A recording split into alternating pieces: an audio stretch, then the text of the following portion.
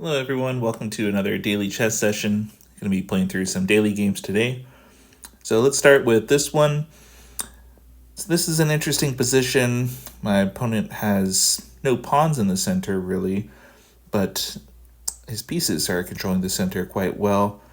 I want to be able to get in e4, but first I think I should kick the light squared bishop from the b1 h7 diagonal. So I think knight to h4 is good here. Just getting that bishop off of that diagonal. I want to play e4, then maybe knight to c3, and then continue with development after that. But he doesn't really have a choice here. Well, he can allow the exchange or allow me to play e4. So I'm feeling pretty good about this. I'm going to move on now. Okay, knight to b4, attacking my queen. I think e2 is a natural square for my queen, just defending everything, keeping my position together. This looks fine.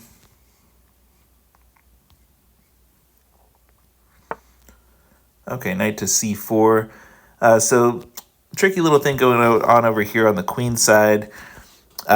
He might want to play a5 in the future, which would clamp down my queen side and prevent me from playing b5 successfully because of a takes b6 on passant.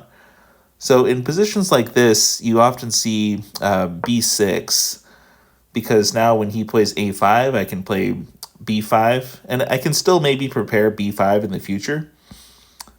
But since that's going on the queen side here, I think b6 is a very good idea.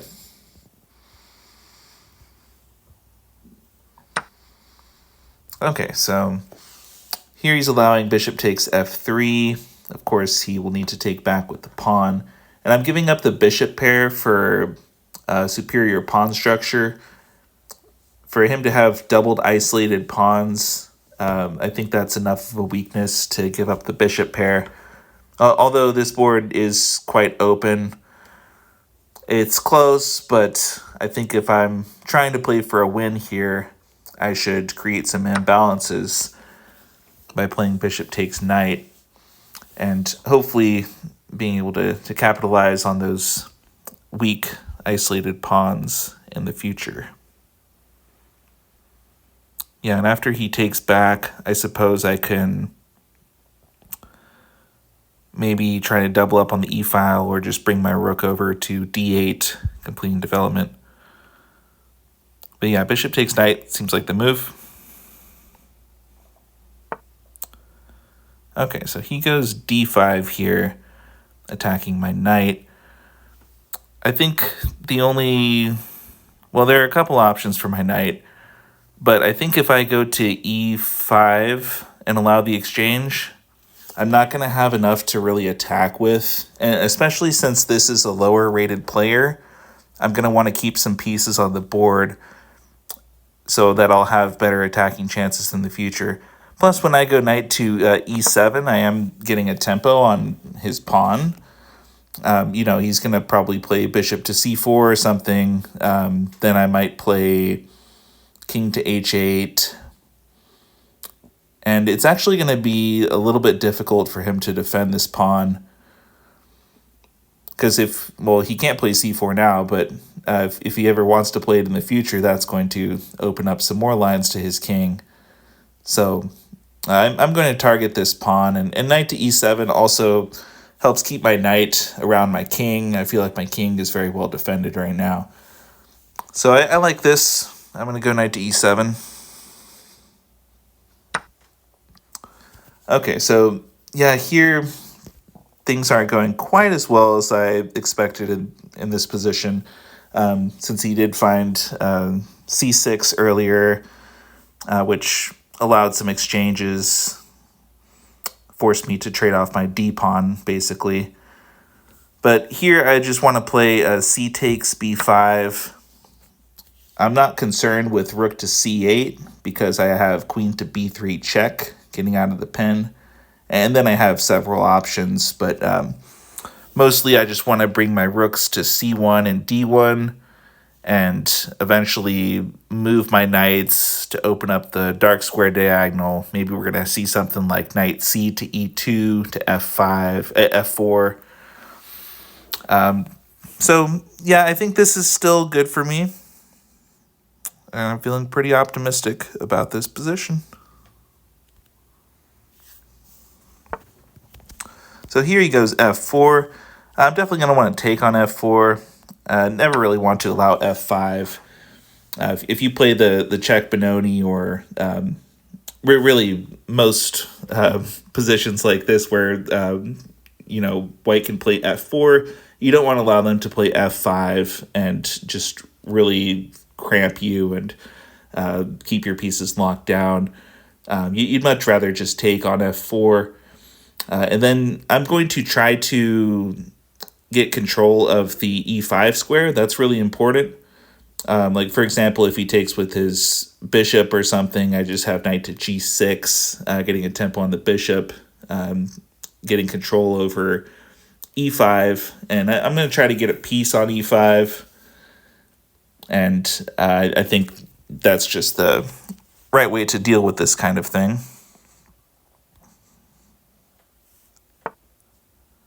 So he goes queen to b8. Queen to c7 is the normal move here. But queen to b8, I guess, is an alternative, keeping the queen on the b file. I want to play a4 here. And the reason for that is he's probably trying to play knight to b6. And when he does, I want to... Well, first I'm going to bring my knight back to e3, just keeping the knight on the board. And the idea is I want to play a5 after that, kicking his knight. And I don't really want to allow him to expand with like a5 and a4 himself, like after he plays knight to b6, for example. I'd rather put up some resistance on the queen side, since black does have some counterplay here on the queen side if I'm not careful, with moves like the ones I mentioned. So a4 is the principal move here, I believe.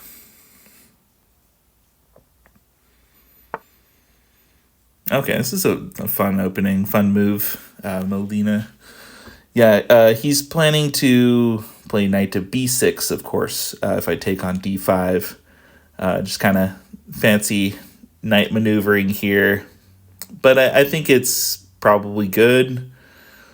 Normally, you don't want to just move your same knight around like 3 times in the opening, but here he's going to be in fine shape. Like if I take on d5, knight b6, queen b3, maybe queen d1, and then take back on d5, probably with the pawn. I think he's fine. Yeah, maybe some other options other than taking, but taking is also fine. If I don't take, he has knight to b6, then like threatening to just take on c4. So I'd rather just take now.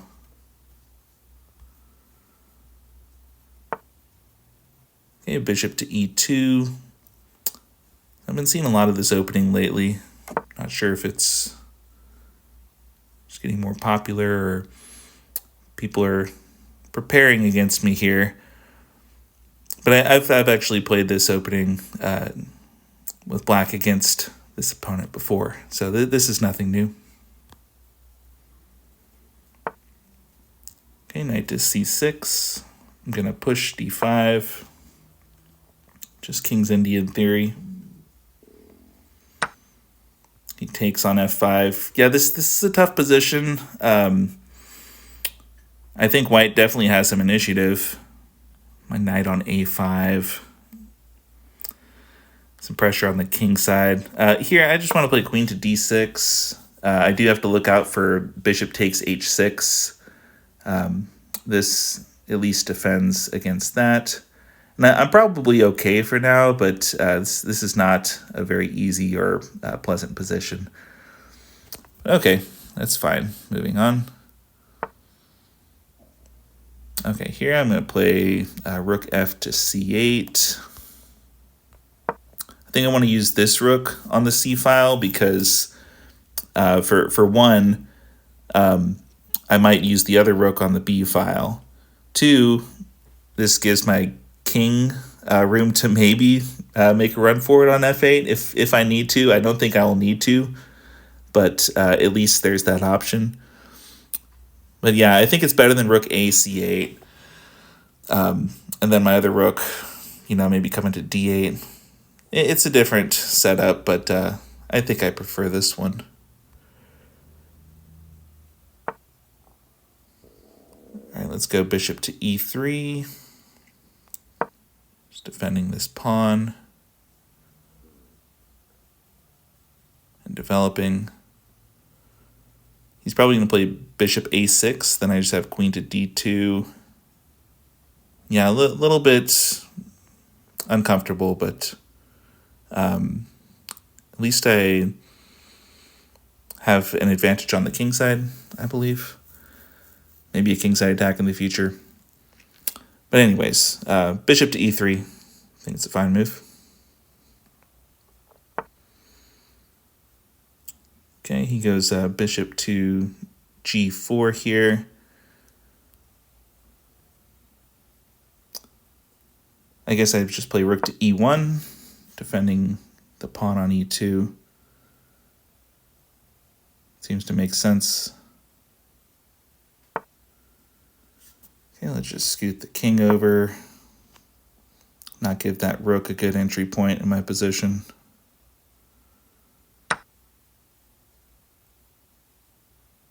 Yeah, here I guess I want to take on e5.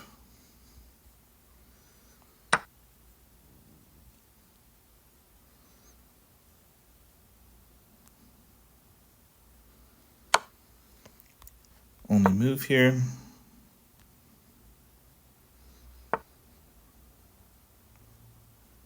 Here I just take on c5. This is just theory. And yeah, I'm going to have a little think on this one, plus I'm out of time for now. But hope y'all enjoyed it, and I'll see you next time.